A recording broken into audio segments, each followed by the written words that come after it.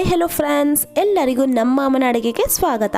ಯಾರೆಲ್ಲ ನಮ್ಮ ಚಾನಲ್ನ ಸಬ್ಸ್ಕ್ರೈಬ್ ಮಾಡಿದ್ದೀರಾ ಎಲ್ಲರಿಗೂ ಧನ್ಯವಾದಗಳು. ಹಾಗೆ ಯಾರಿನ ಸಬ್ಸ್ಕ್ರೈಬ್ ಮಾಡ್ತೀರಾ, ವಿಡಿಯೋ ನೋಡ್ತಾ ಇದ್ದೀರಾ, ನಮ್ಮ ಅಮ್ಮನ ಅಡುಗೆ ಚಾನಲ್ನ ಸಬ್ಸ್ಕ್ರೈಬ್ ಮಾಡ್ಕೊಳ್ಳಿ. ಹಾಗೆ ಪಕ್ಕದಲ್ಲಿ ಬರುವ ಬೆಲ್ ಐಕನ್ನ ಕ್ಲಿಕ್ ಮಾಡ್ಕೊಳ್ಳಿ.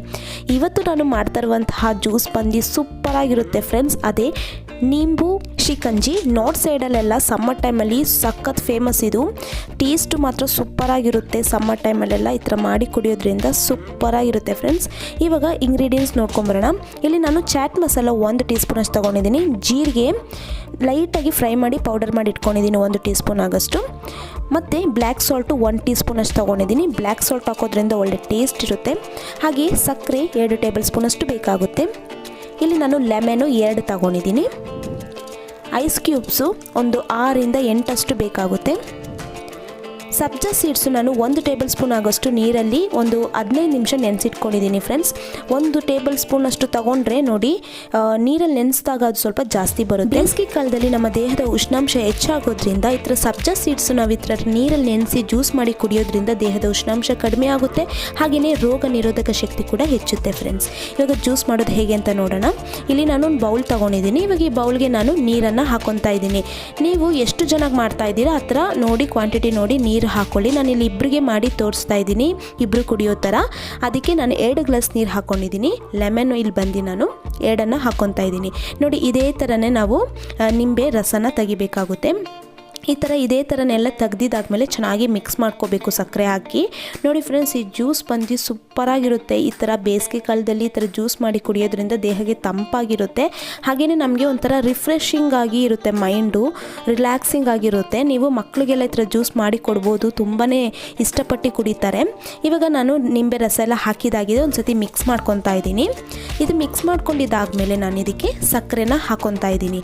ಸಕ್ಕರೆ ಬಂದು ನೀವು ಕ್ವಾಂಟಿಟಿ ನೋಡಿ ಹಾಕ್ಕೊಳ್ಳಿ. ನಿಮಗೆ ಸ್ವೀಟ್ ಬೇಕು ಅಂತಂದರೆ ಇನ್ನು ಸ್ವಲ್ಪ ಜಾಸ್ತಿ ಹಾಕೋಬೋದು.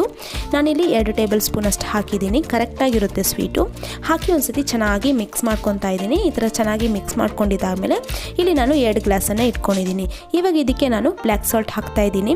ನೋಡಿ, ಬ್ಲ್ಯಾಕ್ ಸಾಲ್ಟ್ ಬಂದು ನೀವು ಯಾವುದೇ ಫ್ರೂಟ್ ಸಲಾಡ್ ಮಾಡಿರ್ಬೋದು, ಫ್ರೂಟ್ ಜ್ಯೂಸ್ ಮಾಡ್ತೀರಾ, ಈ ಥರ ನಿಂಬೆ ಜ್ಯೂಸ್ ಮಾಡ್ತೀರಾ ಅಂದರೆ ಈ ಥರ ಬ್ಲ್ಯಾಕ್ ಸಾಲ್ಟ್ ಹಾಕೋದ್ರಿಂದ ರುಚಿ ಹೆಚ್ಚುತ್ತೆ. ಇವಾಗ ನಾನು ಜೀರಿಗೆ ಪುಡಿ ಹಾಕ್ಕೊಂಡಿದ್ದೀನಿ. ಹಾಗೆ ಚಾಟ್ ಮಸಾಲ ಹಾಕ್ಕೊತಾ ಇದ್ದೀನಿ. ಹಾಕಿದಾದ್ಮೇಲೆ ನಾನು ಮೊದಲೇ ನೀರಲ್ಲಿ ನೆನೆಸಿಟ್ಕೊಂಡಿದ್ನಲ್ಲ ಸಬ್ಜಾ ಸೀಡ್ಸು, ಅದನ್ನು ಹಾಕ್ಕೊತಾ ಇದ್ದೀನಿ. ನೋಡಿ, ಒಂದು ಅರ್ಧ ಟೇಬಲ್ ಸ್ಪೂನ್ ಅಷ್ಟು ಹಾಕಿದಾದ್ಮೇಲೆ ಐಸ್ ಕ್ಯೂಬ್ನ ಹಾಕ್ಕೊತಾ ಇದ್ದೀನಿ. ಒಂದು 3 ಐಸ್ ಕ್ಯೂಬು ಇಲ್ಲ 4 ಐಸ್ ಕ್ಯೂಬ್ ಹಾಕ್ಕೊಂಡ್ರೆ ಸಾಕಾಗುತ್ತೆ. ನಿಮಗೆ ಕೋಲ್ಡ್ ಸ್ವಲ್ಪ ಜಾಸ್ತಿ ಬೇಕು ಅಂದರೆ ನಿಮ್ಗೆ ಇಷ್ಟ ಪ್ರಕಾರ ಹಾಕೋಬೋದು.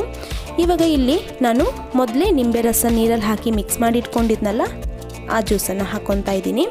ಹಾಕ್ಕೊಂಡು ಚೆನ್ನಾಗಿ ಮಿಕ್ಸ್ ಮಾಡ್ಕೋಬೇಕಾಗುತ್ತೆ ಫ್ರೆಂಡ್ಸ್. ನೋಡಿ, ಈ ಥರ ಚೆನ್ನಾಗಿ ಮಿಕ್ಸ್ ಮಾಡೋದ್ರಿಂದ ನಾವು ಹಾಕಿದ್ರಲ್ಲ ಚಾಟ್ ಮಸಾಲ, ಬ್ಲ್ಯಾಕ್ ಸಾಲ್ಟು ಮತ್ತು ಜೀರಿಗೆ ಪುಡಿ ಎಲ್ಲ ಚೆನ್ನಾಗಿ ಮಿಕ್ಸ್ ಆಗುತ್ತೆ.